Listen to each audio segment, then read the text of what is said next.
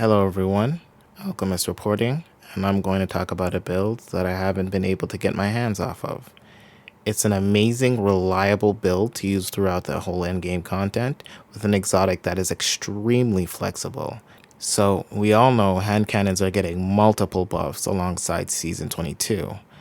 A 20% damage against minor enemies, another 75% damage against major enemies, with a 15% reload speed buff just to top it off for us. This, paired up with the new Lucky Pants that Zerd had given us, has the potential to go off of the charts. For this build to operate, you will need the previously aforementioned Lucky Pants, and lucky for you, Zerd has an amazing roll right now for sale. The Malfeasance Hand Cannon is another weapon that it was able to get a catalyst this season and will be using. Alternatively, if you don't have said weapon, the Crimson or Ariana's Vow works just as well too, just not nearly as effective as the former. We will be using Solar Hunter with this build, with our super being Golden Gun. Not only does this work thematically with our build, but as we gunsling our way to victory, mechanically this super is even more devastating, with the help of radiant and kinetic weapon surges, as well as knock 'em down. However, feel free to use Blade Barrage if that suits your fancy as well. How the exotic Lucky Pants works is that the weapon must be either matching a current subclass or is a kinetic hand cannon. When you ready the hand cannon, there's a 5-second buffer window, and to activate the perk is to fire a combatant with the weapon in question. All weapon damage has to occur within this 5-second window or else you're hit with the out of luck cooldown. This cooldown also occurs if you switch the weapon out before or during the damage boost. The upside, however, is that there are intrinsic buffs like handling and accuracy that are still maintained with the hand cannon. So your main gameplay loop would be to ready your hand cannon, and while that hand cannon cooldown is going up, you switch to your other weapons to deal damage. If you're using a kinetic weapon, you could use your energy and power slots for whatever you'd like.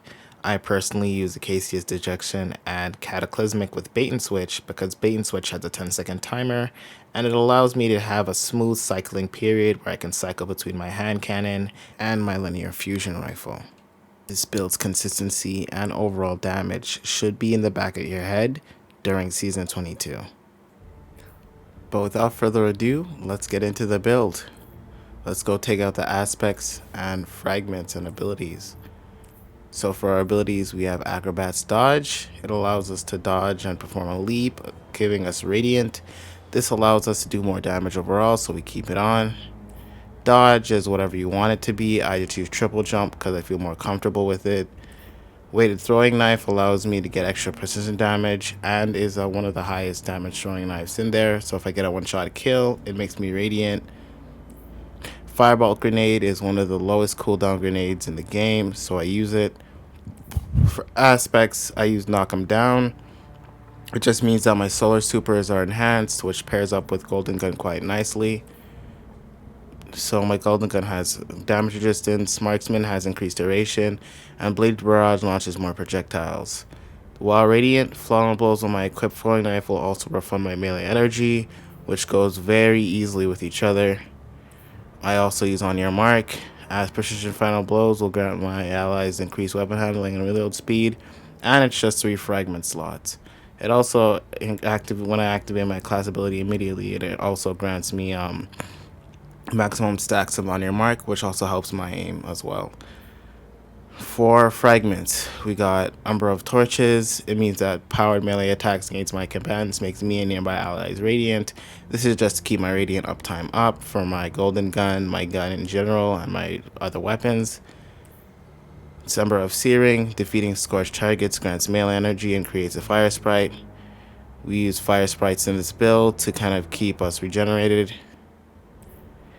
When you revive an ally, you and nearby allies gain restoration. Picking up a fire sprite grants restoration. We're only using it for the second effect, which allows us to get that and 10 resilience, so we're using it.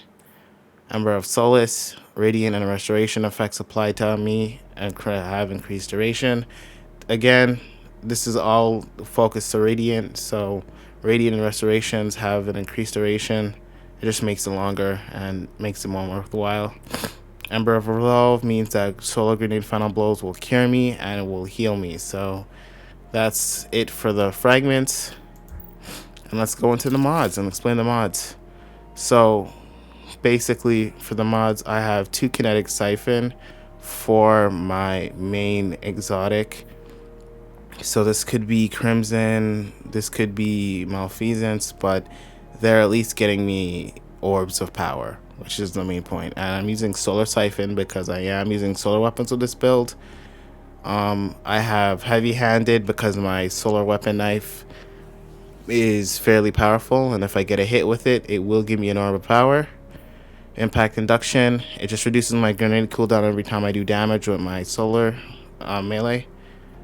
I have 3 solar reserves. Feel free to switch this out for any resistance mods you're looking for.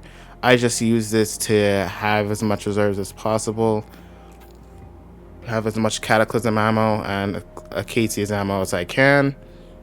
Triple Kinetic Weapon Surge is used. It stacks well with the Super for Gunslinger and is also used with my Malfeasance, my Crimson, among other things, you know.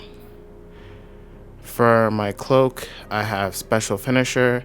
So if I lose Finisher hard enough or I don't have enough special, I'll just use a Special Finisher to get it done. I also use Double Bomber just to get my class ability up and get my Radiant Flow going. But that's what consists of the build, and that's all.